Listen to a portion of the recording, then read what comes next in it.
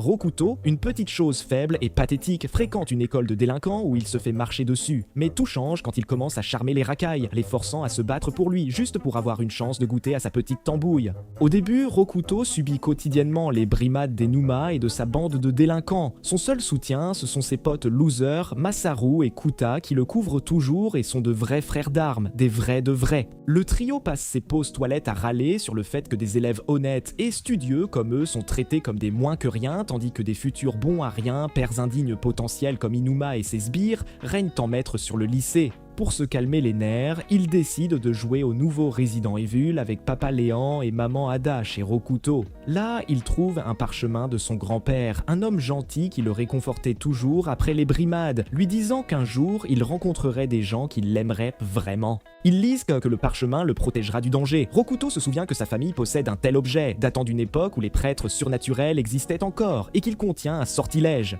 En entendant ça, Masaru presse Rokuto de l'utiliser contre les délinquants pour enfin vivre en paix au lycée. Quand Rokuto le touche, le parchemin s'illumine et une marque mystérieuse apparaît sur son front, stupéfiant tout le monde.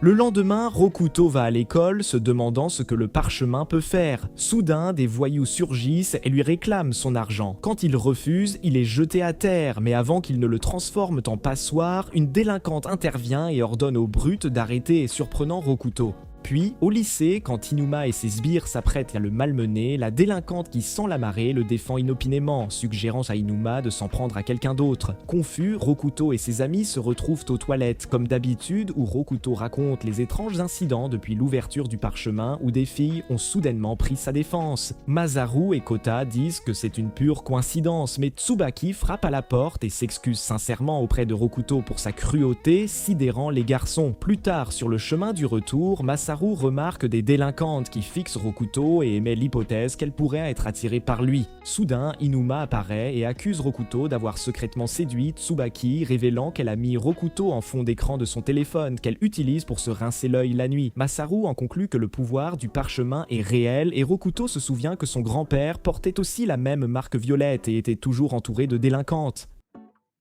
Paniqué, Rokuto s'enfuit et percute une délinquante aux allures de gorille, Rana, qui vient de démanteler un gang si violemment que les ambulances ont été appelées. Alors qu'il l'aide à se relever, elle remarque la marque sur son front et ressent un lien. Le lendemain, Rokuto est surpris d'apprendre que Rana était maintenant sa camarade de classe et qu'elle est assise à côté de lui. Pendant ce temps, Inuma décide qu'ils doivent se présenter à la nouvelle élève, alors il envoie son sbire, Takeru, vers Rana. Takeru tente de l'intimider, mais Rana l'ignore et ne parle qu'à Rokuto. Furieux, Takeru frappe Rokuto et en représailles, Rana lui assène un coup de bureau, ce qui envoie Takeru à l'hôpital. Plus tard, Inuma rencontre un élève blessé qui lui explique que Rana, qui était connu comme un monstre capable de démanteler des gangs et même des groupes de yakuza, ce qui effraie Inuma, réalisant que la loyauté rend n'importe qui inarrêtable. Pendant ce temps, Rokuto fuit tout, déterminé à changer d'école après ce qui s'est passé. Mais Masaru l'arrête et le traite de lâche pour avoir abandonné celle qui l'a sauvé. Il lui rappelle que puisque Rana l'a protégé du gang d'Inuma, elle va maintenant devenir une cible. C'est alors que Rana apparaît. Réalisant ce qu'elle va affronter, Rokuto jure de la protéger des délinquants. En l'entendant, Rana rougit et propose d'enterrer simplement tous les délinquants du lycée.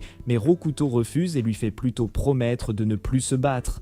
Le lendemain matin, Rokuto est de nouveau entouré de délinquantes, mais elles disparaissent aussitôt que Rana arrive. Plus tard, Rokuto et ses amis se détendent aux toilettes, et Masaru observe que le gang d'Inuma ne les a pas embêtés récemment, et remercie Rokuto de les avoir rapprochés de leur rêve d'une vie scolaire normale. Dehors, Inuma apparaît soudainement et exige de savoir comment Rokuto a réussi à rassembler toutes ces délinquantes. Takeru le presse de se dépêcher, craignant l'arrivée de Rana, mais Inuma le fait taire et menace de faire bouffer le bitume à Rokuto. Masaru et Kota presse Rokuto de chercher l'aide de Rana, mais quand Rokuto la trouve, elle est gravement blessée. Elle explique qu'elle a laissé un groupe de délinquants la tabasser sans résister pour tenir sa promesse de ne plus se battre. En entendant ça, Rokuto réalise qu'il ne peut pas la laisser souffrir pour lui. Il décide qu'il est temps de prendre son courage à deux mains et défie Inuma en duel sur le toit de l'école. Voyant que Rokuto n'attaque pas, Inuma fonce sur lui et Rokuto lui assène un coup de poing léger comme une plume avant de reculer, conscient que c'est la première fois qu'il frappe quelqu'un. Le coup du gamin chétif ne déstabilise pas Inuma du tout. Au lieu de ça, il répond par un crochet puissant au visage de Rokuto, lui faisant réaliser la différence de force entre eux. Tsubaki tente d'intervenir et dit à Inuma d'arrêter, mais il la fait simplement taire. Masaru et Kota envisagent d'intervenir, mais un seul regard d'Inuma leur fait instantanément abandonner l'idée. Se sentant insulté, Inuma déclare que des petits minables comme eux auraient donc dû rester à terre, mais à ce moment-là, Rokuto riposte, refusant de laisser des brutes comme lui le traiter de faible.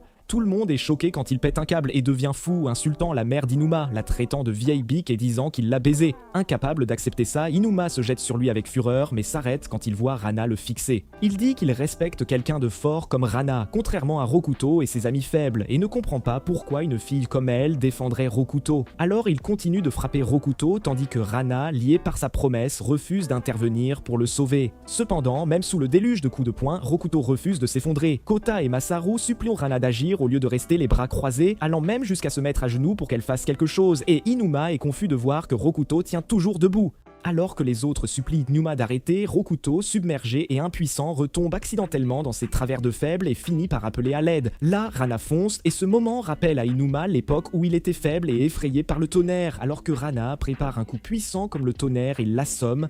Après ça, Inuma finit hospitalisé, et après avoir vu comment Rokuto refuse de tomber, il reconnaît enfin que Rokuto n'est pas faible. Pendant ce temps, Rokuto remercie Rana d'être intervenu et rentre chez lui, laissant ses amis derrière, refusant d'aller à l'hôpital. Il marche seul sous la pluie, pleurant de la frustration pure de quelqu'un qui sent qu'il a échoué à devenir un homme. Le lendemain, Masaru et Kota essaient de remonter le moral de Rokuto, mais ils restent hantés par le fait d'avoir dû appeler à l'aide, alors ils insistent sur le fait qu'il a déjà prouvé sa virilité en tenant tête à Inuma. C'est alors que la déléguée de classe, Mizuho, lui remet à lui et à ses amis les rapports du conseil des élèves, les faisant tous rougir. Ils l'admirent comme la bonne élève parmi les filles yen de leur école, mais Rokuto sait que les filles, bien comme elle, ne s'intéressent pas à lui et il se demande si une fille pourrait l'aimer sans la marque sur sa tête. Là, Masaru et Kota décident de lui laisser de l'espace tout en surveillant de loin. Après l'école, toujours entouré des mauvaises filles, Rokuto trouve Inuma qui l'attend à la porte du lycée. À sa grande surprise, Inuma lui demande de l'accompagner et l'invite à manger dans un restaurant de ramen, ce qui le laisse perplexe. À l'intérieur, les subordonnés d'Inuma les saluent et Rokuto en reconnaît un comme quelqu'un qu'il a déjà tabassé et a tenté de le voler. Le délinquant tremble en réalisant qu'il a volé un ami d'Inuma, mais quand on lui demande, Rokuto dit à Inuma qu'il ne les connaît pas. Alors, Inuma invite tout le monde à manger ensemble, tandis que Masaru et Kota traînent dehors, inquiets pour Rokuto qui est parmi les hyènes. Après le repas, les délinquants se séparent, et Rokuto demande pourquoi Inuma l'a invité, et Inuma répond simplement qu'il dînait avec un ami. Rokuto est stupéfait d'être appelé ainsi, mais le ton change quand Inuma l'avertit que la caïd du lycée, Sayuri, le cible. Soudain, un des larbins de Sayuri, Sasaki, apparaît et se présente, confrontant Rokuto pour leur avoir volé toutes les filles.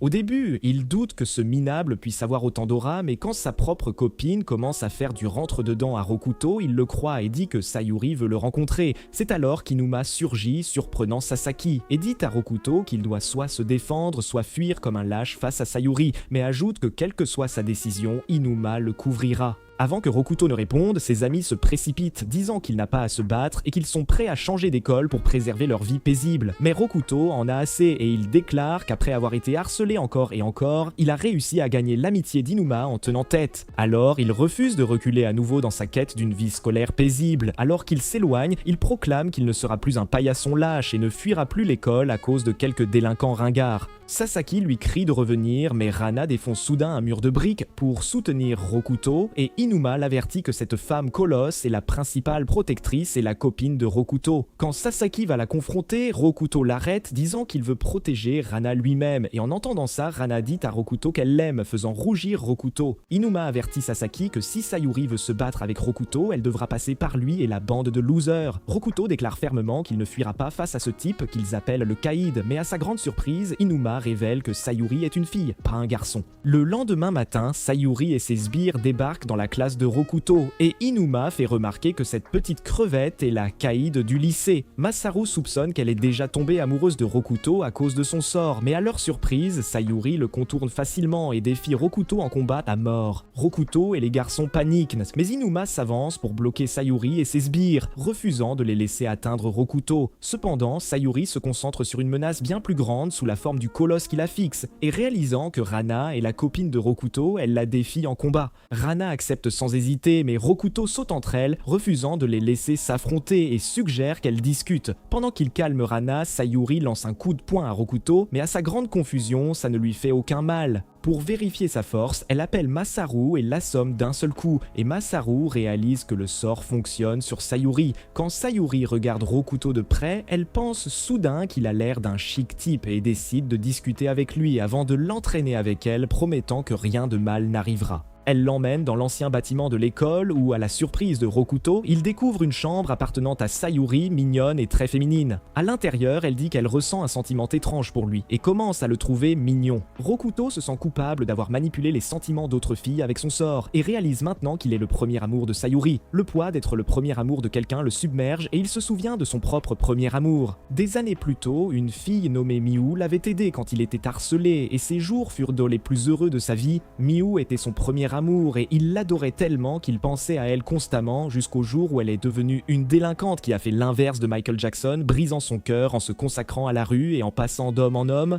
Comprenant à quel point un premier amour peut être lourd, Rokuto décide maintenant de faire de Sayuri une fille bien afin que son sort ne l'affecte plus. Après quelques heures, Rokuto commence à se sentir mal à l'aise et veut retourner en classe, mais Sayuri insiste pour l'accompagner, ce qui le déroute étant donné qu'elle est une élève plus âgée. Elle explique qu'elle sèche les cours et redouble depuis un moment, donc elle est toujours dans la même classe que lui, et maintenant qu'il est là, elle décide qu'elle assistera à tous les cours. En entendant ça, Rokuto voit une chance de l'aider à se réformer grâce à l'école, car la pensée d'une vie scolaire paisible et agréable avec Sayuri remplit son esprit. Le lendemain, en classe, Mizuho annonce un exposé oral et demande des suggestions de sujets. Après toute une nuit de planification, Rokuto a un plan et propose d'observer les plantes autour de l'école pour leur exposer, disant qu'ils n'ont pas besoin de faire des maths ou quoi que ce soit de trop difficile pour ça. La plupart de la classe se moque de l'idée enfantine, le traitant de loser d'avoir même pensé que c'était une bonne idée. Cependant, Sayuri se lève soudainement et leur ordonne à tous de fermer leur gueule et de respecter la suggestion de Rokuto ou de finir 6 pieds sous terre, ce qui les fait tous taire.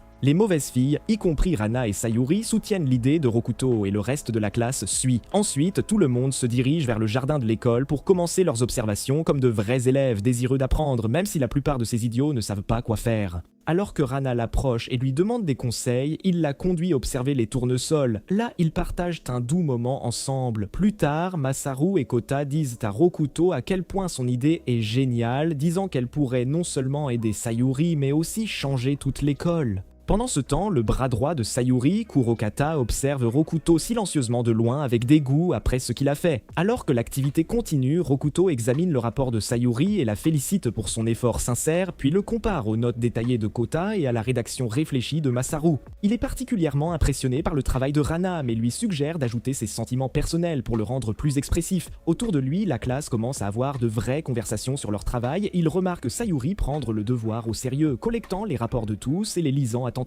Masaru et Kota remarquent que la classe est différente maintenant. Pas seulement Sayuri, mais tout le monde semble changer. Plus tard, dans la chambre de Sayuri, Kurokata essaie de la ramener à ses habitudes de délinquante et mentionne le prochain recrutement du syndicat Onishima, mais elle l'ignore. Elle lui dit qu'elle veut rester à l'école, qu'elle s'est fait des amis et qu'elle se rapproche de Rokuto, puis elle se détourne de Kurokata et retourne en classe, laissant Kurokata ressentir de la haine envers Rokuto pour avoir désamorcé Sayuri. Quelques heures plus tard, sous la pluie, Rokuto et ses amis se préparent à rentrer, mais Sayuri leur dit de partir sans elle. Se tournant vers Rokuto, elle s'excuse, disant qu'elle a peut-être été trop collante et les garçons célèbrent qu'elle est complètement changée. Puis, Sayuri se dirige vers le jardin de l'école pour vérifier les belles fleurs dont elle s'était occupée, seulement pour les trouver détruites. Enragée, elle exige des réponses. Les élèves commencent à se rejeter la faute et Kurokata intervient, affirmant qu'il a tout vu et que ces gars-là étaient ceux qui les avaient détruites. Il continue de la provoquer en soulignant que les fleurs saccagées étaient celles qu'elle avait plantées avec Rokuto. Quelques instants plus tard, Rokuto arrive et trouve plusieurs élèves assommés, avec Sayuri et Kurokata à proximité.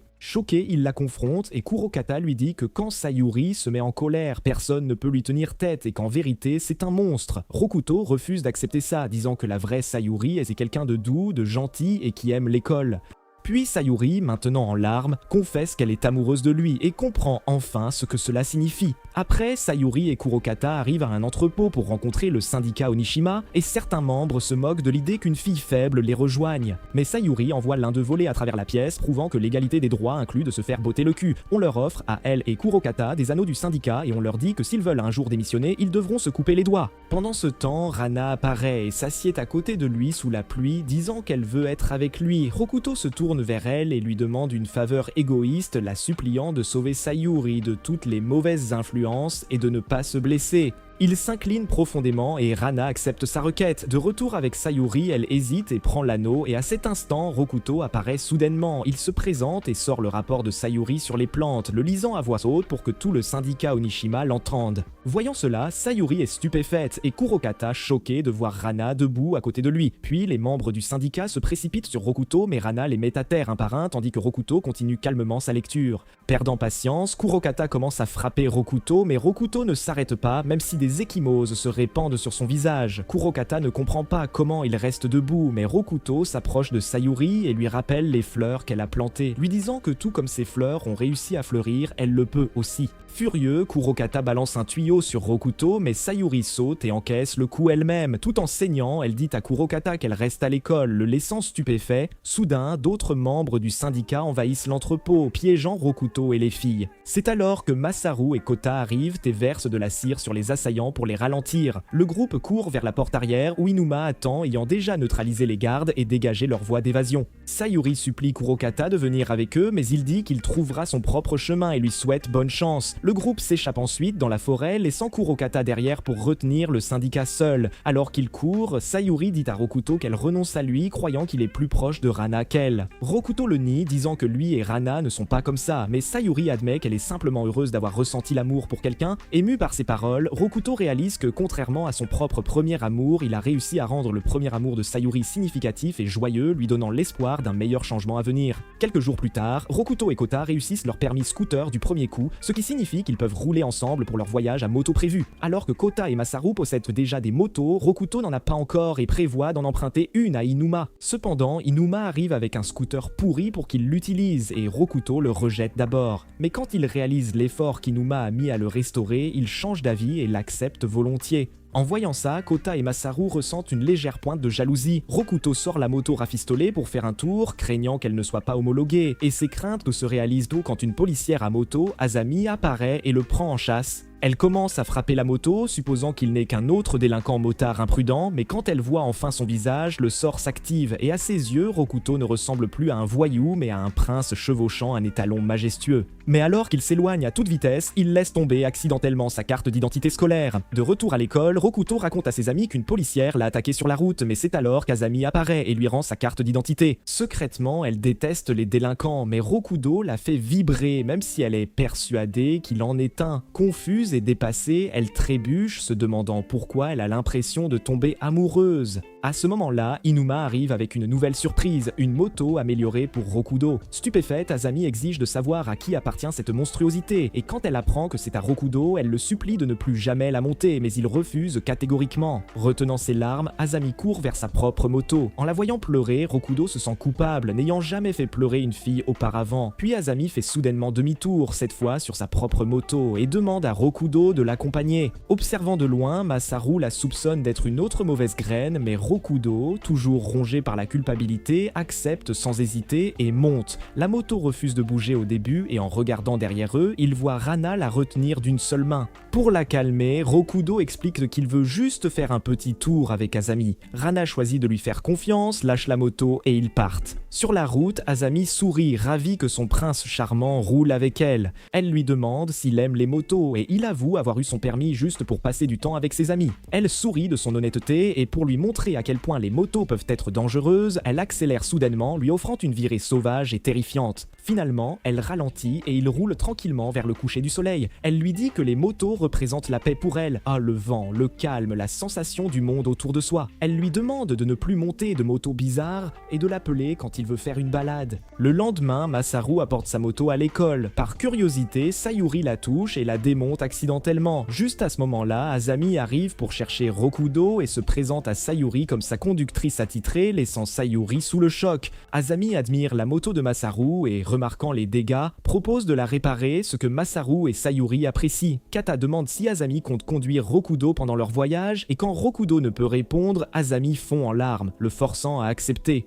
Plus tard, elle propose de le ramener chez lui. Ne voyant pas de sidecar, il hésite, mais elle lui dit de s'asseoir derrière elle. Ils sont gênés car il se frotte contre ses joues, et quand il demande où s'accrocher, elle lui dit de l'enlacer par la taille, ce qui le fait rougir de plaisir. Sur le chemin du retour, Azami partage son rêve de devenir policière motarde. Enfant, elle fut sauvée d'un gang de motards par un officier qui lui apparut comme un chevalier tombé du ciel. Avant de se quitter, Azami conseille à Rokudo de rouler sur une moto d'apparence normale pour qu'elle n'ait pas à l'arrêter, expliquant qu'elle a des devoirs et ne peut pas toujours être là pour lui. Plus tard, en rentrant chez lui, Rokudo est interpellé par un type louche nommé Aoi qui l'interroge sur une fille se faisant passer pour une policière motarde. Quand Aoi lui montre une photo, Rokudo réalise que c'est Azami et que c'était elle qui l'avait attaqué auparavant. Il remarque aussi la bague du syndicat Onoshima à la main d'Aoi. De plus en plus méfiant, il demande ce qu'Aoi ferait s'il la trouvait et Aoi prétend vouloir seulement parler, mais Rokudo voit clair dans son jeu et sent que la violence est inévitable. Ce soir-là, Rokudo parle d'Aoi à Inuma et aux autres. D'après sa description, il réalise que le syndicat Onoshima cible Azami. Reconnaissant Aoi, Inuma les avertit de ne pas s'en mêler, mais Rokudo comprend qu'Azami chasse aussi Aoi et refuse d'ignorer la situation. Il élabore un plan, lui et ses amis rouleront en ville la nuit pour attirer Azami, surtout en utilisant la moto à pipi de chien d'Inuma. Quelques heures plus tard, le plan réussit. Azami les repère et les arrête, mais Rokudo et Inuma la préviennent que le syndicat est à ses trousses. Des années auparavant, Azami fut presque agressée une nuit, mais un policier motard la sauva, resta à ses côtés, s'assura qu'elle était en sécurité et l'aida à se calmer. Cette rencontre la changea à jamais, car ce fut non seulement sa force, mais aussi sa gentillesse qui la marqua profondément. Dès lors, elle rêva de devenir policière motarde, non pour la gloire, mais par vocation. Pour elle, une moto symbolise protection et paix, mais cette image fut brisée quand elle vit Aoi paralyser l'officier qui l'avait sauvée. Furieuse de ce qu'Aoi avait fait, Azami refuse de reculer, alors il la laisse pour partir, réalisant qu'ils ne peuvent l'empêcher d'assister au rassemblement qu'Aoi rejoindra. Plus tard, dans une supérette, les autres pressent Rokudo d'abandonner Azami, mais il refuse et prononce un discours passionné sur la protection des filles en danger, ce qui enflamme les autres, et ils acceptent de l'aider. Pendant ce temps, Aoi informe le syndicat Onishima qu'Azami assistera au rallye. Un membre, désireux de s'emparer du titre d'Aoi, le défie en course et Aoi accepte. Il déchire les rues de la ville et dans une arrivée spectaculaire, Aoi saute un passage à niveau sur sa moto tout-terrain juste avant qu'un train ne rugisse, remportant la course et conservant sa couronne. Pendant ce temps, Rana est assise seule sur un banc de parc quand Masaru s'approche soudainement d'elle. Il dit que Rokudo ne se sent pas bien et que leur virée à moto est annulée pour l'instant. Mais ce qu'elle ignore, c'est que Rokudo a dit au gars qu'il ne voulait pas que Rana participe au rallye, car il refuse de mettre des filles en danger. Rana demande si Rokudo va vraiment bien et Masaru l'assure que ce n'est rien de grave avant de s'éloigner, la laissant là. Rana reste donc sur le banc, attendant en silence. À minuit, Aoi tend une embuscade à Azami qui est animée par la vengeance. Awa peine à se souvenir d'elle et ne trouve rien, bien qu'il soit impressionné par sa conduite et dise qu'il n'oublierait jamais quelqu'un avec de telles compétences. Il manœuvre pour s'échapper, piégeant Azami et l'encerclant avec des membres du syndicat Onoshima. Puis, il lui donne le choix, rejoindre son gang ou être traqué, mais Azami préfère la mort plutôt que de se soumettre à ses guignols. Juste à ce moment-là, Rokudo et sa bande arrivent à moto, surprenant Aoi et Azami. Prenant Rokudo pour l'un des hommes d'Aoi, Azami le frappe, puis s'excuse rapidement quand elle réalise qui il est. Ensuite, Rokudo se présente, ce qui suscite l'intérêt car il connaît déjà son nom. Aoi rit, soulignant qu'ils ne sont que 5 contre tout son gang, mais Rokudo répond qu'ils ne sont pas une bande d'idiots comme eux. En entendant cela, Aoi sourit et leur propose le tag deathmatch du syndicat Onishima, où le groupe de Rokudo doit taguer Aoi pendant que tout le syndicat tente de les arrêter. Cependant, il ajoute une condition, Rokudo doit rouler avec lui et rester sur la moto pendant que les autres tentent le tag. Rokudo et ses amis sont choqués d'entendre cela et Azami le prévient de ne pas tomber dans les pièges d'Aoi. Mais Rokudo monte quand même sur la moto, disant qu'il a encore des comptes à régler avec le syndicat. Il tremble de peur en s'accrochant à Aoi, ce qui intrigue Aoi suffisamment pour faire vrombir le moteur et commencer le deathmatch. De retour au parc, quelques gars s'approchent de Rana, lui proposant de lui faire passer un bon moment avec un truc appelé la Tour Eiffel, mais elle ne dit rien. Ennuyés, ils partent et commencent à parler d'aller voir le deathmatch d'Onoshima. Quand ils mentionnent le nom de Rokudo, Rana réagit enfin et les suit avec une aura dangereuse. Pendant ce temps, le groupe essaie de taguer Aoi, mais il roule comme un fou. Inuma et Kuta sont à la traîne, incapables de suivre sa vitesse, alors ils décident d'Oboshiko Warrant de laisser la poursuite à Masaru et Azami. Quand un membre du syndicat attaque, Inuma le repousse d'un coup de pied. Il se souvient comment, enfant, il admirait les motards et la puissance de leur machine. Mais maintenant qu'il a sa propre moto, il dit à Kata que la vraie force ne réside pas dans la machine, mais dans le pilote. Sans hésiter, Inuma saute de sa moto et renverse plusieurs hommes d'Ao pour ouvrir un chemin à Azami. Quand un membre du syndicat exige de savoir pourquoi il s'est rangé contre eux, Inuma déclare qu'il croit que le courage de Rokudo les mènera vers quelque chose de plus grand. À ce moment-là, une moto file à toute vitesse, laissant Inuma derrière, mais Masaru la poursuit, disant à Inuma de lui laisser celle-là. Pendant la poursuite, le délinquant essaie de le semer, mais Masaru le percute imprudemment de plein fouet, désactivant la moto et offrant une ouverture à Azami. Ailleurs, Inuma et Kuta se battent contre les ennemis restants et pensent avoir gagné jusqu'à ce que des renforts arrivent et les submergent. Soudain, des bruits secs comme des coups de feu résonnent dans la zone et les motards se retournent pour voir Rana arriver sur son chopper, les terrifiant alors qu'elle éclate leurs pneus avec son épée en bois.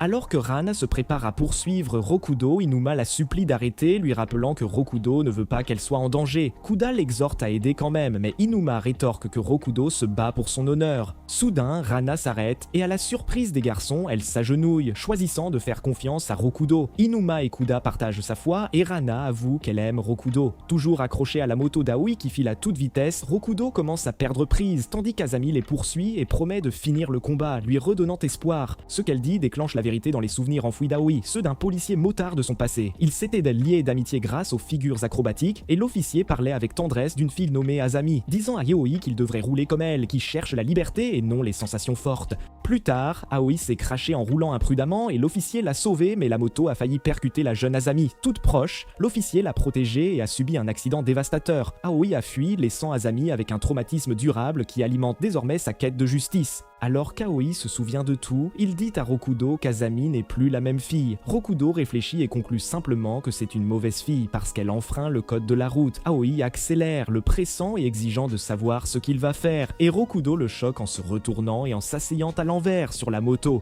Azami lui crie d'arrêter car elle ne supporte pas de voir quelqu'un d'autre qu'elle aime se blesser, mais Rokudo dit que c'est normal d'avoir peur car lui aussi a peur. Ces mots l'atteignent et Azami craque, admettant qu'elle a eu peur tout ce temps. Rokudo déclare alors qu'il va l'aider à attraper Aoi, et elle essuie ses larmes. Ils approchent d'un virage serré, et Aoi, insensible à la mort, pousse la moto encore plus vite. Rokudo manque de tomber, et Aoi suppose qu'il a gagné, mais Rokudo s'accroche toujours. Alors, Azami lui attrape la main et ensemble, ils taguent Aoi, remportant le deathmatch. De retour avec les autres, Inuma regarde le trio rouler vers eux et Rana accueille Rokudo à son retour. Puis, Aoi reconnaît sa défaite, nomme Azami nouvelle chef des motards et lui donne l'adresse du policier motard qu'elle adorait, lui disant de lui rendre visite. Mais comme elle est la victorieuse, Azami ordonne à Aoi de l'accompagner, déclarant que le perdant suit le gagnant. Le lendemain, ils se rendent au commissariat et rencontrent l'officier qui ne peut plus rouler. Il serre Aoi dans ses bras, le rattrapant enfin, et Aoi essaie de se contenir mais fond en larmes, s'excusant. Quelques jours plus tard, Rokudo et ses amis partent enfin pour leur virée tant attendue. Rokudo roule avec Azami tandis que Sayuri est derrière Rana sur son chopper. Bien que Rana souhaite secrètement que Rokudo soit avec elle, Azami mène le groupe rapidement mais en toute sécurité tandis que Rokudo manque de perdre le contrôle de ses intestins en essayant de suivre. Quelque temps plus tard, Rokudo rentre seul chez lui après l'école, pensant à quel point sa vie a changé grâce aux personnes qui l'ont aidé, surtout Rana pour qui il a un cadeau prêt.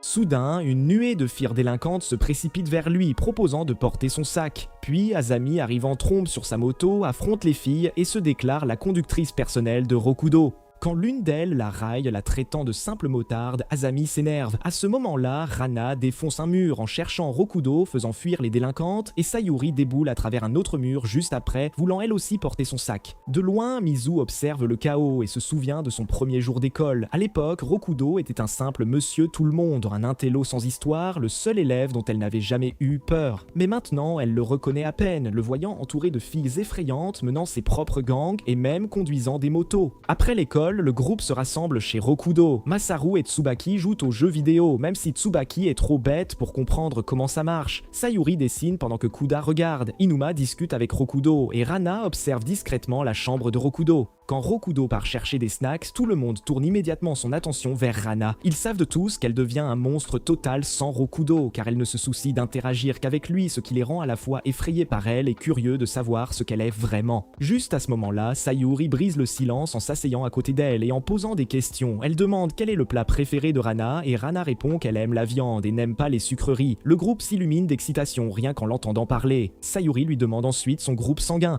Inuma devine AB, Tsubaki dit B, Kota dit A et Masaru, sûr de lui, dit O. Quand Rana confirme qu'elle est de groupe O, Masaru célèbre comme s'il avait gagné la Coupe du Monde. Juste à ce moment-là, Rokudo revient avec du pudding et le groupe est encore tout excité par leur conversation avec Rana. Masaru lui dit fièrement qu'ils en ont appris plus sur elle. Quand Rana entend constatant que Rokudo a apporté du pudding, elle déclare immédiatement que le pudding est son plat préféré, laissant tout le monde stupéfait. Plus tard, alors que tout le monde rentre chez soi à midi, Rokudo en profite pour offrir son cadeau à Rana, un élastique à cheveux rouges. Elle est folle de joie en le voyant et jure de ne plus jamais se couper les cheveux. Le lendemain à l'école, les délinquants potinent sur une possible bagarre entre Sayuri et Rana, débattant qui gagnerait entre les deux monstres, alors qu'en réalité les deux filles sont assises ensemble en classe, discutant et se liant d'amitié autour de leur amour pour les vidéos récapitulatives sur le crâne d'Annie.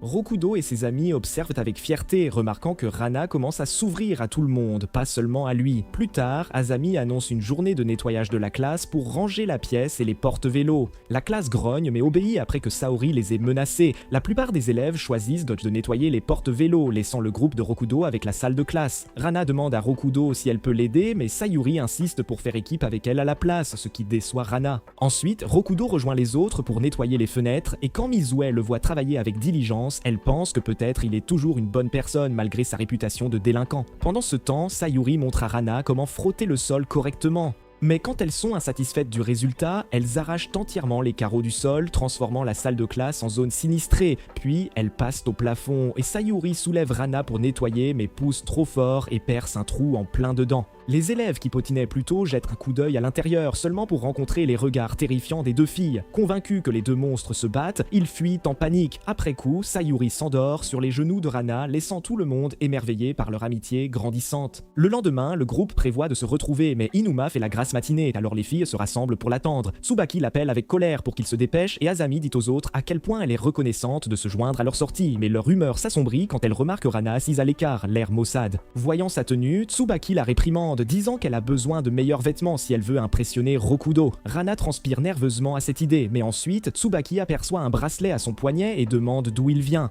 Quand Rana dit que Rokudo le lui a donné, toutes les filles rougissent, réalisant à quel point elle le chérit et veut le porter au moment parfait. Alors, Tsubaki suggère de trouver des vêtements qui correspondent au bracelet, et en tant que mannequin de couverture de magazine, elle se met en mode conseillère mode et les emmène faire du shopping pour un relooking complet.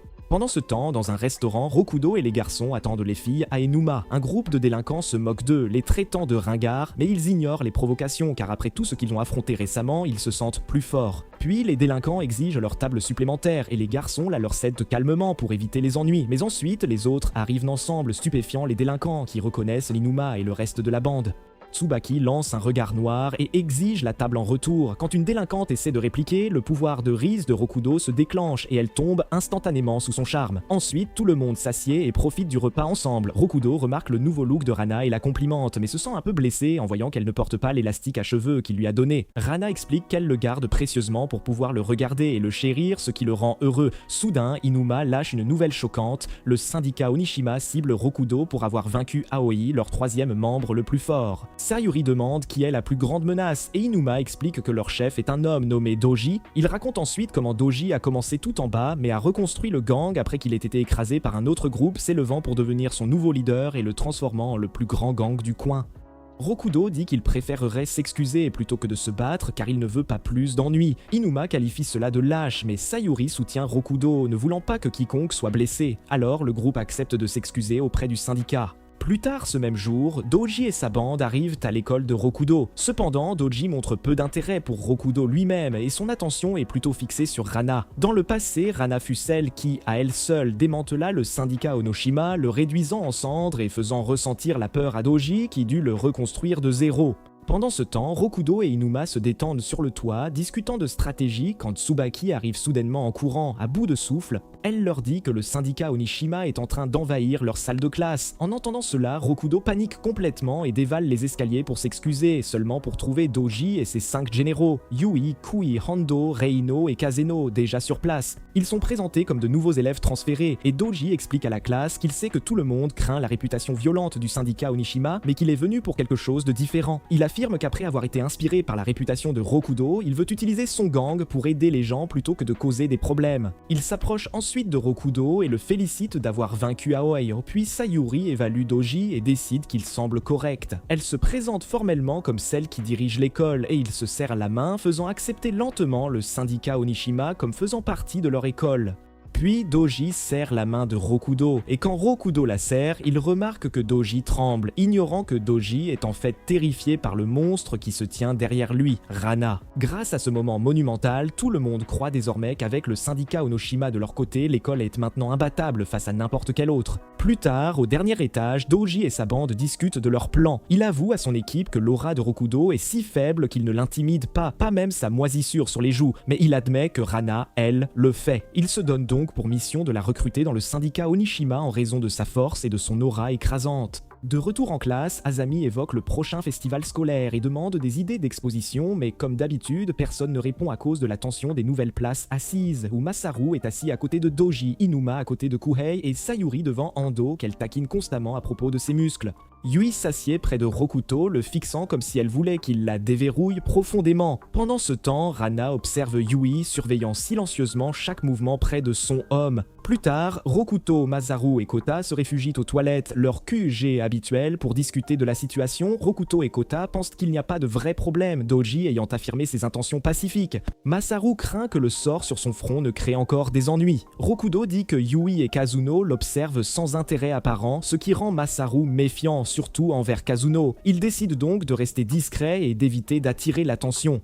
Soudain, Reino fait irruption aux toilettes, les surprenant, le sort s'active sur elle et Masaru et Kota crient à Rokuto de fuir, blaguant que son charme opère même sur les brutes maintenant. Reino le poursuit, puis s'arrête pour révéler un secret. Elle est en fait une fille, et Kazuno est son petit frère. Il révèle qu'il utilise maquillage et travestissement comme déguisement. Elle prévient Rokudo de la capacité de Doji à lire les vraies émotions via la conversation. Quand Rokudo demande pourquoi elle lui dit ça, Reino ne peut expliquer l'étrange frisson qu'elle ressent et s'enfuit, le suppliant de garder son secret. De retour en classe, Doji tente de se rapprocher de Rana en lui posant des questions personnelles, commençant par le genre de vidéo qu'elle regardait la nuit pour se détendre, mais malgré tous ses efforts, il ne parvient pas du tout à la cerner. Rana reste émotionnellement hermétique, concentrée uniquement sur Rokuto. Pendant ce temps, Kuhei tente de discuter avec Inuma qui n'est clairement pas intéressé, et il se vante auprès d'Inuma et Tsubaki des talents de Doji en lecture mentale, mais est stupéfait quand Doji admet avoir totalement échoué à cerner Rana. Juste à ce moment, Rokudo entre dans la pièce et Rana le salue chaleureusement, ce qui choque Doji qui ne l'a jamais vu montrer une telle émotion. À cet instant, il réalise que Rokuto est la clé pour déverrouiller le cœur de Rana. Les jours passent paisiblement, l'union Onashima s'intégrant sans problème au lycée Aomori, mais un conflit éclate quand des délinquants d'une autre école les prennent pour cible. L'union Onashima intervient et met fin à la situation immédiatement, gagnant l'admiration de tout le lycée. Progressivement, les élèves commencent à les apprécier. À l'approche du festival, Azami demande à nouveau des idées d'exposition pour la classe et tout le monde veut un stand de yakisoba, sauf Rokudo. Il rêve secrètement de quelque chose de plus excitant, une pièce de théâtre scolaire, mais il préfère se taire, craignant d'être perçu comme faible. Rana lui demande à quoi il pense et quand il avoue son idée, elle choque tout le monde en se levant et en déclarant son soutien à la pièce car c'est la première fois qu'elle prend la parole en classe. Doji la soutient immédiatement et les autres suivent. Une fois de plus, Rokudo est reconnaissant du soutien de Rana. Plus tard, Kazeno surprend Reino agissant de manière très féminine et excitée par la pièce. Sachant que c'est l'idée de Rokudo, il le confronte à propos de son comportement récent, tentant maladroitement de dévier le sujet. Rokudo taquine Kazeno en lui donnant un coup dans le torse. Kazeno panique, frappe Rokudo et s'en va furieux, bien décidé à protéger sa sœur de lui. Ensuite, Rokudo retourne en classe et trouve Rana assise seule. Il s'assied à côté d'elle et elle avoue vouloir aider pour la pièce mais ne rien connaître au théâtre. Déterminée, elle se dirige vers la bibliothèque pour emprunter des livres et apprendre. Pendant son absence, Yui entre et s'approche de Rokudo. Elle avoue aimer les hommes forts, comme Inuma, Kuhei et Ando, mais pas Doji, qu'elle trouve flippant. Pour elle, Rokudo est le mâle le plus fort qu'elle ait jamais vu depuis qu'elle a aperçu Goku torse nu avec les cheveux blonds, ce qui fait battre son cœur à tout rompre. Rokudo réalise que le sort l'affecte aussi et elle lui donne une lettre d'amour. Avant qu'il ne puisse répondre, Rana revient portant une pile de livres lourds. Rokuto insiste immédiatement que rien ne s'est passé et que Yui ne lui a rien fait. Yui s'en va discrètement, déchirant sa lettre et marmonnant avec colère que Rana l'a encore bloqué, jurant qu'elle fera sa déclaration à Rokudo correctement la prochaine fois. Quelque temps plus tard, Rokudo et ses amis préparent leur pièce de théâtre pour le prochain festival scolaire. Pour récupérer plus de cartons pour les accessoires, Rokudo sort des grilles de l'école seulement pour être soudainement encerclé par Erika et son gang de filles, les Ryugu. Quand le sort de charme de Rokudo s'active, plusieurs membres du gang lui offrent bruyamment leur trésor à découvrir. Mais Erika leur ordonne calmement de reculer, elle se présente ensuite poliment, expliquant qu'elles viennent d'une ville voisine et n'ont aucune intention de causer des problèmes. Une membre éclate en un chant joyeux, déclarant fièrement que la Team Ryugu est un gang de filles respectueux des lois qui ne cherchent jamais la bagarre. Erika explique qu'elle aide les filles délinquantes à échapper à un passé violent et les encourage à vivre gentiment et à aider les autres. Quand elle demande ce que fait Rokuto, il mentionne le festival scolaire et Erika s'illumine, révélant que leur véritable but est de visiter autant de festivals scolaires que possible. À ce moment-là, Rana arrive et Erika la reconnaît instantanément. Elle bondit en avant, l'enlaçant chaleureusement, disant qu'elle lui avait manqué et s'était toujours demandé ce qu'était devenue la fille qui avait détruit à elle seule l'union Onashima. Les trois se dirigent vers un restaurant où Erika raconte à Rokuto le passé de Rana, qui fut autrefois membre de la Team Ryugu. Erika raconte comment Rana est apparue un jour et les a aidés à vaincre un gang rival avec une force écrasante. Impressionnés, elles l'ont recruté, formant un duo imparable. Erika a même confié à Rana son précieux sabre en bois. Leur groupe s'est ensuite dissous après l'attaque de l'union Onishima en l'absence d'Erika et Rana. Mais Rana a riposté seule et a anéanti l'union, un exploit devenu légende parmi les gangs locaux. Écoutant avec admiration, Rokuto réalise que Doji sait probablement que Rana est celle qui a détruit son gang. Ils se séparent finalement et Rokuto et Rana retournent à l'école portant du carton. De retour en classe, Rokudo trouve Reino seul et il parle de vouloir profiter davantage de la vie scolaire. Rokudo l'encourage à se faire des amis et promet de l'aider. Reino flirte alors timidement, mais avant que quoi que ce soit ne s'intensifie, Inuma, Masaru et Kota font irruption pour aider avec la pièce. Les garçons décident de montrer leur virilité en enlevant leur chemise. Masaru ressemble à une brindille, Kota a un sac de chips et Inuma révèle une musculature impressionnante. Masaru exhorte Rokuto et Reino à se joindre à eux pour créer des liens, mais Rokuto refuse, protégeant le secret de Reino. Reconnaissante, Reino dessine un cœur au rouge à lèvres sur sa paume pour montrer qu'elle est tombée amoureuse de lui. Ensuite, ils se dirigent tous vers le gymnase pour répéter. Rokuto dit à Doji que son rêve se réalise en voyant ses camarades de classe unis dans une vie scolaire paisible. Les élèves plus âgés félicitent Doji pour ses récents exploits, mais soudain, Kuhei montre quelque chose à Doji sur son téléphone et l'ambiance change. L'union Onashima quitte brusquement le gymnase. Rokudo tente de les arrêter, mais Doji se penche et lui murmure que la paix n'existe pas, laissant Rokudo ébranlé. Au dernier étage, Doji dit à son équipe qu'ils doivent recruter Rana immédiatement. Reino tente de soutenir qu'ils devraient attendre après le festival, mais Doji la saisit par le cou, la faisant taire. Il révèle une photo de Rokuto et Rana avec Erika, preuve concrète qu'ils n'ont plus de temps. Pendant ce temps, marchant ensemble, Rokuto dit à Rana qu'elle a des gens comme Erika qui tiennent à elle et qu'elle devrait les chérir. Plus tard en classe, des rumeurs éclatent selon lesquelles la Team Ryugu aurait attaqué un élève d'Aomori. Doji rallie alors tout le monde pour la vengeance. Rokudo défend le groupe d'Erika, insistant qu'elles sont gentilles et ne feraient jamais de mal à personne, mais à ce moment-là, Reino apparaît, chancelant et blessé, affirmant que la Team Ryugu l'a attaqué. La fureur se répand dans la classe et Doji demande à Rokuto de se joindre à eux, mais Rokuto refuse de se battre et la classe le traite de traître. Le lendemain, de nouvelles rumeurs diront que la Team Ryugu va attaquer l'école. Pendant le festival, un élève aperçoit Rokuto et lui crie « traître ». Submergé, Rokuto s'enfuit aux toilettes, agonisant sur ce qui a pu mal tourner. Quand il ressort, Inuma l'attend. Il admet que la Team Ryugu pourrait être dangereuse, mais choisit de faire confiance à Rokudo plutôt qu'à Doji et Erika. Ensemble, ils comprennent que le véritable objectif de Doji est de forcer Rana à rejoindre l'union Onishima. De retour en classe, Doji accule Rana. Il lui dit que rester avec Rokuto ne fera que le mettre en danger et prétend que rejoindre l'union est pour le bien de Rokuto. Rana refuse et le frappe avec son sabre en bois. Désespéré, Doji cible sa plus grande faiblesse, la sécurité de Rokuto, insistant qu'elle doit choisir ce qui est le mieux pour lui. Ces mots brisent sa détermination et réalisant ce qu'elle croit devoir faire, Rana tombe à genoux devant lui.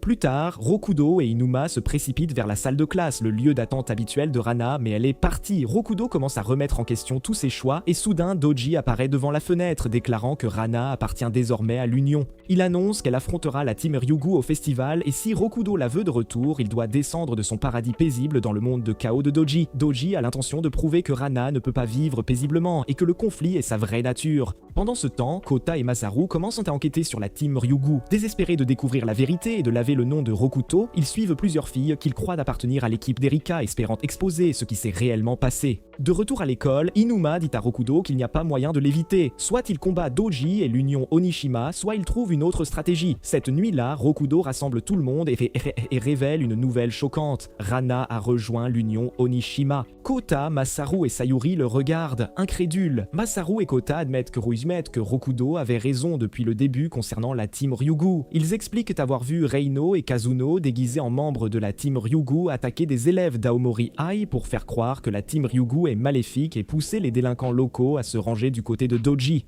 Réalisant le piège, Rokuto élabore rapidement un plan pour protéger la vraie team Ryugu de ce qu'il croit être une embuscade de Doji pour le festival scolaire. En même temps, il craint que si Rana finit par blesser Erika et les autres, elle ne s'enfonce encore plus dans sa propre obscurité. Le lendemain, pendant le festival scolaire, 2 visiteurs s'approchent de l'entrée mais fuient en voyant un groupe massif de délinquants garder le portail. Au dernier étage, Doji expose sa stratégie à son équipe et à Rana, affirmant qu'une fois la team Ryugu écrasée, l'école connaîtra enfin la paix. Il dit à Rana qu'elle quittera l'école avec eux une fois que ce sera fini. Rana les avertit froidement que si quelqu'un touche à Rokuto, elle les effacera de la surface de cette terre. Pendant ce temps, Rokuto et ses amis cherchent partout la team Ryugu. Ils se séparent, Kota fait équipe avec Sayuri, Rokuto avec Masaru et Inuma part seul. Kota a du mal à suivre Sayuri alors qu'il traverse la foule du festival. Rokuto et Masaru arrivent à un pont où Masaru lui rappelle que Doji a toujours un coup d'avance. Soudain, Reino apparaît et s'excuse, affirmant avoir trahi l'union pour se ranger du côté de Rokudo. Elle insiste être prête à combattre son propre frère si nécessaire, mais Rokudo refuse de la laisser aller si loin et l'encourage plutôt à rallier Kazuno à leur cause. Juste à ce moment, la team Ryugu apparaît, mais avant que Rokudo ne puisse les avertir, Reino attaque soudainement. Elle révèle alors la vérité. Elle est en fait Amano, le frère aîné de Reino et Kazuno, qui s'est déguisé pour les tromper. Il explique que Doji l'a envoyé après que la vraie Reino ait trahi l'union par amour pour Rokuto. La veille, Reino avait avoué ses sentiments à Doji, admettant que Rokuto l'acceptait telle qu'elle était, déguisée ou non. À ce moment-là, Amano est apparu, a effrayé ses frères et sœurs, a assommé Reino et l'a emprisonné en guise de punition. Plus tard, Rokuto se réveille, étourdi d'avoir été assommé, tandis qu'Inuma et les autres sont à ses côtés. Ils insistent qu'il est encore temps et l'exhortent à retourner vite à l'école. De retour sur le campus, la team Ryugu est piégée dans le gymnase par une escouade dirigée par Ando. Il ordonne à Erika d'affronter Rana pendant que les autres se préparent à combattre son équipe. Mais à sa surprise, Azami retire son casque et se révèle, choquant tout le monde. Le gang de motards qui l'entoure s'avère être l'ancienne équipe d'Aoi, maintenant sous la direction d'Azami, prête au combat. À la porte de l'école, la team Ryugu arrive. Tsubaki leur dit d'urgence de battre en retraite. Erika hésite mais accepte finalement de laisser les autres se retirer tandis qu'elle reste derrière pour persuader les élèves d'Aomori gardant l'entrée de se calmer. Soudain, Yui apparaît et lui bloque le chemin. Tsubaki intervient pour calmer la situation, mais Yui l'attaque. Erika intercepte le coup et tandis que la team Ryugu s'échappe, Erika se prépare à se battre jusqu'à ce que Ando saisisse son ami et la prenne en otage. Il menace de lui écraser la main si Erika ne se rend pas. Sans autre option, Erika se livre à Doji. Alors, Rokudo atteint enfin l'école et Tsubaki court vers eux et explique qu'Erika a été capturée. Juste à ce moment, la voix de Doji grésille sur un émetteur-récepteur, souhaitant la bienvenue à Rokudo en enfer. Rokudo exige de savoir si le seul but de Doji est de récupérer Rana et le supplie de ne pas la ramener dans le monde des gangs. Il dénonce la cruauté de Doji et Doji rétorque que Rana n'a jamais été innocente pour commencer et prétend que Rokuto est celui qui l'a forcée à une vie normale. Il déclare que si Rokuto veut la paix rétablie, il doit livrer Rana ou toute l'union Onashima se dressera contre lui. En entendant cela, la colère de Rokuto s'enflamme. Il crie dans l'émetteur-récepteur que Doji n'a pas à décider s'il mérite une vie scolaire paisible. Doji rétorque que Rana n'est pas destinée au bonheur et qu'essayer de lui en donner est inutile, mais Rokuto rejette fermement cette idée. Avec une conviction inébranlable, il déclare qu'il veut rendre Rana heureuse et ces mots laissent Doji momentanément sans voix. Inuma et Sayuri applaudissent, disant que Rana serait folle de joie d'entendre ça, et Rokuto rougit soudain, réalisant que sa déclaration passionnée ressemble étrangement à une demande en mariage. Inuma retrouve vite sa concentration et dit qu'ils doivent atteindre le toit avant que Rana n'atteigne Erika. Mais pour cela, ils devront combattre leurs propres camarades de classe. Rokuto hoche la tête, la détermination brûlant dans ses yeux. Entouré de ses amis une fois de plus, ils chargent en avant et ensemble, ils se battent, non seulement pour la paix, mais pour Rana. Sur le toit de l'école, Erika se tient à côté de son ami, face à Doji qui leur dit qu'Erika doit affronter un monstre. Elles se préparent avec confiance jusqu'à ce que Doji amène Rana. La vue de leur ancienne camarade les laisse stupéfaite. Sans hésitation, Doji libère Erika, lui donnant la liberté de combattre Rana. Erika et son ami se figent d'incrédulité. Erika exige de savoir ce qu'il prépare vraiment, ce à quoi Doji répond calmement qu'il fait cela pour le bien de Rana et de Rokudo. Pendant ce temps, à l'entrée de l'école, Rokudo, Inuma, Sayuri, Kota, Tsubaki et Masaru se frayent un chemin à travers des vagues de leurs propres camarades de classe, désespérés d'atteindre le toit. Soudain, Azami arrive en rugissant sur sa moto et leur indique un chemin à travers le chaos, les guidant, mais alors qu'ils se précipitent à l'intérieur, Ando leur barre la route. Azami décide de foncer droit sur lui, supposant qu'il esquivera. Mais au lieu de cela, Ando bondit en avant et attrape sa moto, lancée à pleine vitesse à main nue, l'arrêtant net. Il lève son poing, mais Sayuri intercepte le coup et dit aux autres de continuer sans elle. Ensuite, elle affronte Endo seule. Au début, Sayuri essaie de le raisonner, le qualifiant de doux et sincère sous ses airs. Le visage de Endo s'assombrit et il frappe le premier, la projetant en arrière. Il grogne que seul Doji l'a toujours compris. Dans le passé, tout le monde se moquait de lui comme d'un échec, mais Doji a reconnu sa force et lui a donné un but. Meurtri mais résolu, Sayuri se relève. Elle lui dit qu'elle sait ce que ça fait d'être incompris et mis de côté, alors elle insiste qu'il est plus qu'un simple idiot musclé sans cervelle. Endo ricane et il s'affrontent. Il la domine, la jetant de côté et lui assénant de lourds coups. Sayuri s'effondre, malmenée et épuisée, mais se force à se relever une fois de plus. Elle refuse d'abandonner, pas après les erreurs qu'elle a commises autrefois avec ses amis. Elle le défie à une pure épreuve de force et Ando la frappe à nouveau, mais cette fois, elle ne tombe pas. Rassemblant chaque once de force, elle lui enfonce son poing dans l'estomac comme si elle s'était entraînée au Daghestan pendant 2 ans et l'impact le choque. Endo s'effondre, les yeux écarquillés, des larmes coulant sur son visage. Il pleure que s'il n'est pas fort, il n'a aucune valeur. Mais doucement, Sayuri lui dit qu'elle aussi était une ratée, jusqu'à ce qu'elle rencontre Rokuto, qu'il a acceptée telle qu'elle était. Tout comme Rokuto a accepté ses défauts, elle promet d'accepter les siens. Entendant cette sincérité, Endo admet sa défaite et Sayuri s'effondre finalement d'épuisement. Ailleurs dans le bâtiment, Rokudo et les autres rencontrent Kuhei qui les attend. Inuma s'avance, disant à Rokudo de rester en arrière et que ce combat est le sien. Il charge, mais Kuhei, deuxième seulement après Doji et l'union Onishima, le submerge rapidement. Rokudo et les autres regardent impuissants Inuma tomber. Masaru et Kota se précipitent pour tenter d'aider, mais sont battus aussi vite. Quand Rokudo s'avance, Kuhei le prévient que Doji a interdit à quiconque de lui faire du mal. Alors, il a l'intention de faire regarder Rokudo. Kuhei attrape Kota, lui cogne la tête contre le sol et lui casse un doigt. Rokudo hurle d'horreur et Kuhei lui dit d'abandonner Rana et de vivre tranquillement. Il y a des années, Inuma dirigeait son propre gang et quand Kuhei les a ciblés, il croyait que ses amis le soutiendraient. Au lieu de cela, après que Kuhei ait menacé leur famille, ils l'ont trahi, le laissant réaliser qu'il ne pouvait pas les protéger. Mais quand il a rencontré Rokudo et les autres, ces bons à rien qui étaient constamment battus mais restaient loyaux, il a vu quelque chose de différent. Rokudo inspire la loyauté sans la peur et c'est pourquoi Inuma l'admire. Kota se relève difficilement, le sang coulant et frappe Kuhei par derrière. Kuhei sourit, impressionné, mais menace de casser d'autres doigts à Kota. Masaru, gémissant au sol, dit à Kuhei de lui casser les doigts à la place. Et à ce moment, Inuma comprend ce que sont les vrais amis. Il se relève à nouveau et dans un acte de résolution choquant, se casse son propre doigt pour prouver sa loyauté.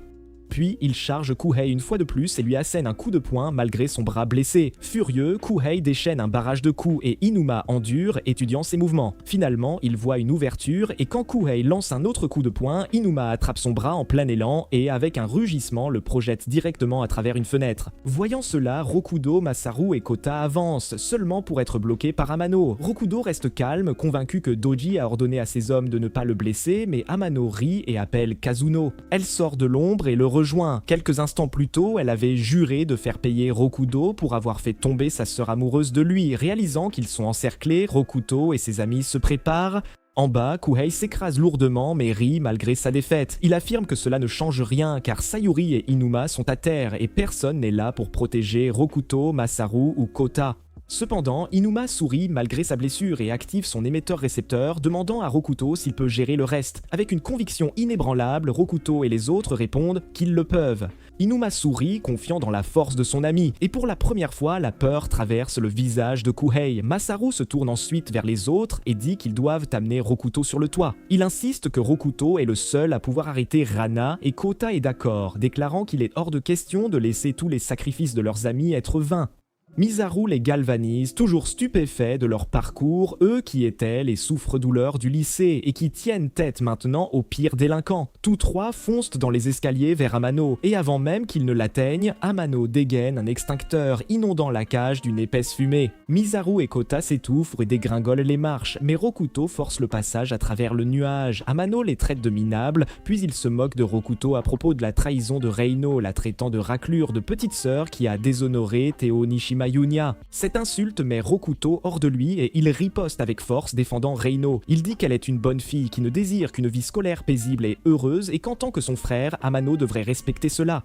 Amano la rejette comme inutile et de colère, Rokuto lance un coup de poing que Kazano intercepte en plein vol. Voyant cela, Amano rit et commence à descendre les escaliers, disant à Kazano de s'occuper de Rokuto pendant qu'il gère Masaru et Kota. Mais alors, coup de théâtre! Kazano se penche soudainement et embrasse Rokuto sur la joue. Masaru, Kota et même Amano se figent d'incrédulité. Kazano essuie ensuite son maquillage et révèle la vérité. Elle est Reino déguisée. Rougissante, Reino remercie Rokuto de l'avoir défendu et elle lui dit de continuer vers le toit, promettant qu'elle s'occupera de leur grand frère. Amano explose de colère, criant qu'elle l'a trahi et a ruiné la mission, mais Reino riposte, le traitant de vraie raclure pour ne pas l'avoir reconnu malgré un simple déguisement. Les frères et sœurs s'affrontent et Amano frappe le premier, assénant un coup de pied puissant qui fait trébucher Reino. Elle se stabilise et riposte, mais Amano bloque et contre-attaque avec un coup de pied retourné, la traitant de déshonneur pour la famille Sumire. Pendant ce temps, Masaru et Kota crient des encouragements d'en bas. Amano grogne qu'il méprise les gens ordinaires et ne comprend pas comment Reino est devenu si terne, et Reino lui hurle qu'elle veut être ordinaire. Elle exprime son désir de festival scolaire, d'amis et la chance de se confesser au garçon qu'elle aime, pas une vie liée à l'union Onishima. Amano bloque un autre coup de pied et lui rappelle qu'il lui a appris tous les mouvements qu'elle connaît. Il prétend que cela signifie qu'il peut tous les contrer, puis lui donne un coup de pied au visage et la met à terre, déclarant que sans lui, elle et Kazano ont toujours été inutiles. Reino se relève lentement, souriante, et ses mouvements deviennent plus rapides et plus vifs.